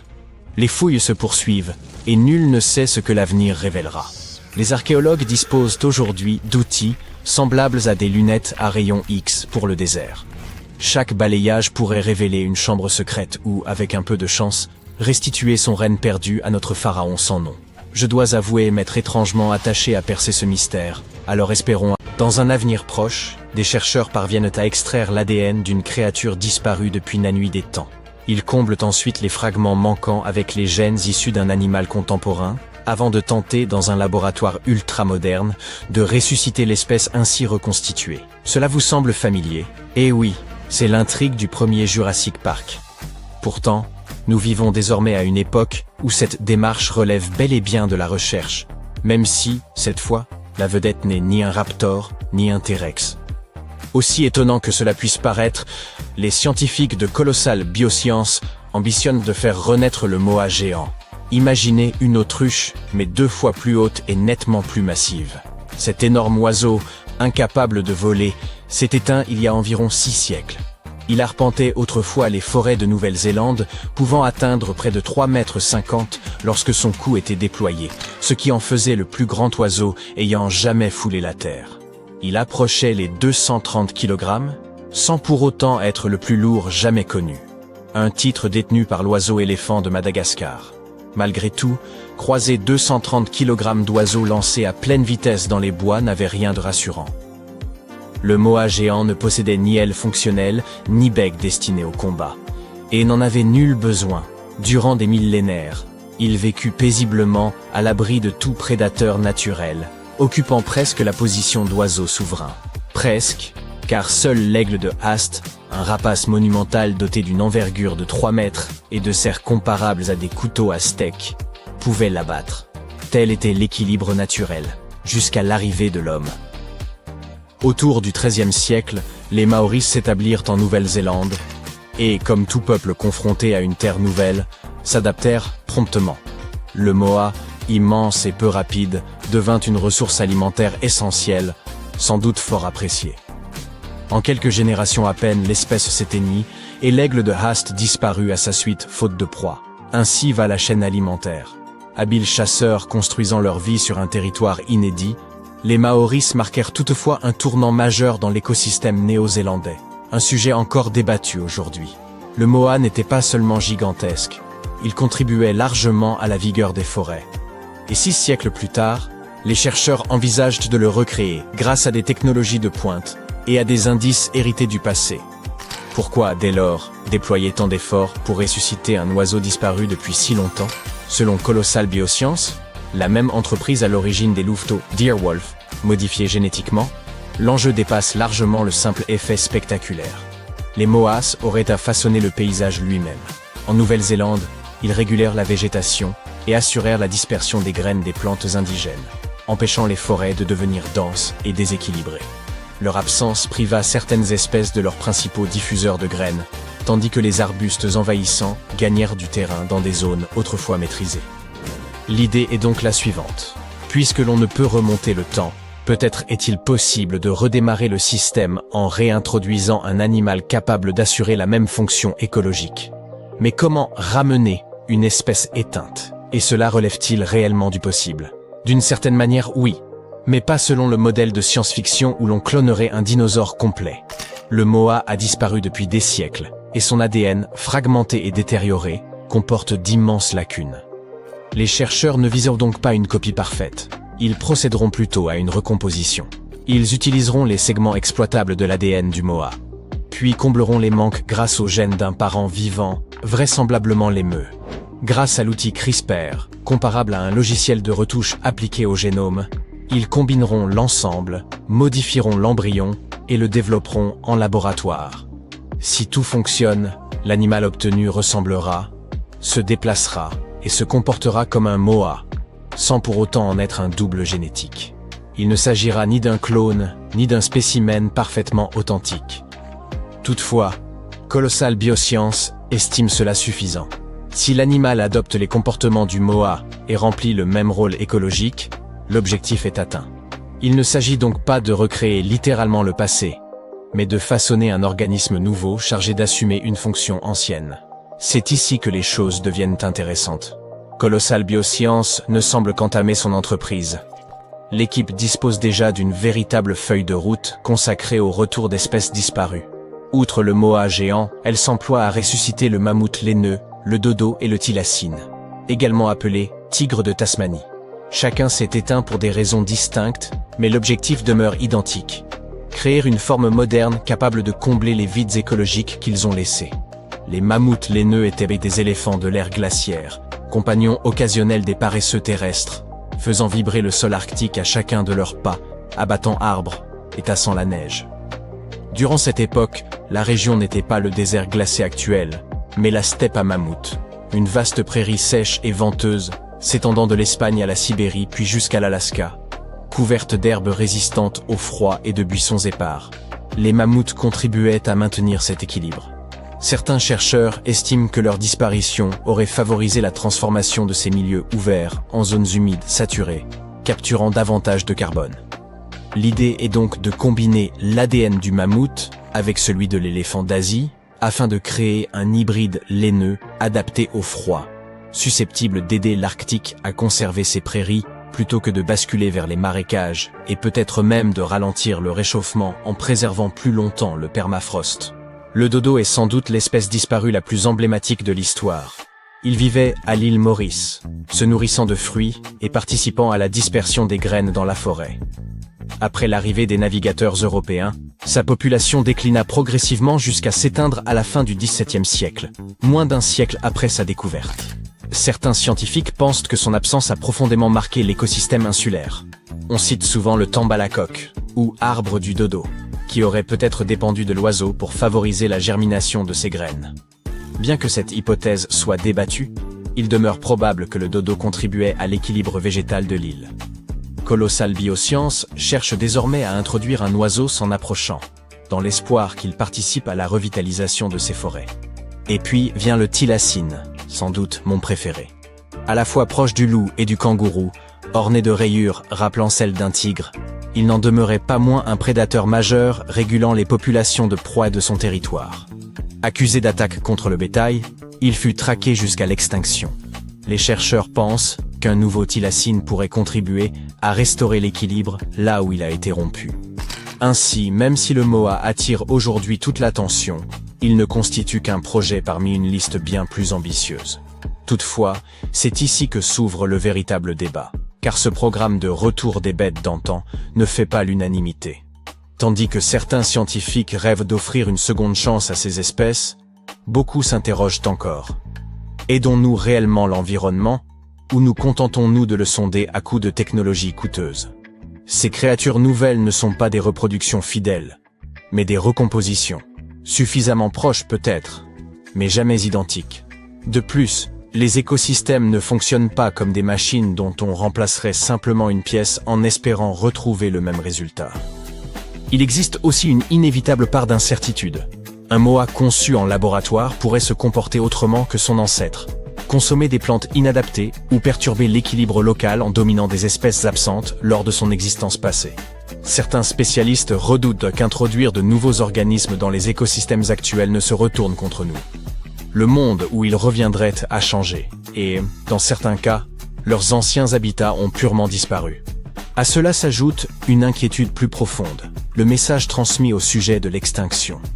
Si l'on croit qu'il suffit de ramener une espèce pour corriger une perte, ne risque-t-on pas d'affaiblir la perception de l'urgence écologique? Protéger les espèces menacées semblera-t-il moins vital si l'extinction cesse d'être définitive?